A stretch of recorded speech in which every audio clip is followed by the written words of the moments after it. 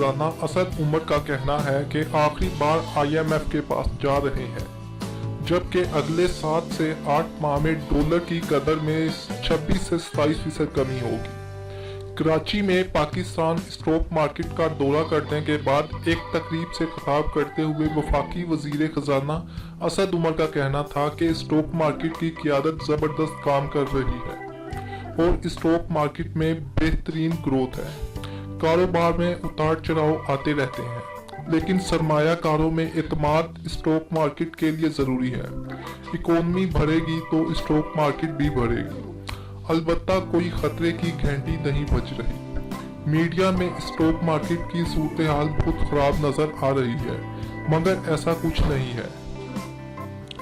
वजीर खजाना ने कहा कि करंट अकाउंट खसारा 2.5 अरब से बढ़कर 18 अरब डॉलर हो गया है।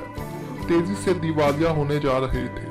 करंट अकाउंट खसारे और बैरूनी अदायगियों के साथ पाकिस्तान को 27 अरब डॉलर की जरूरत थी।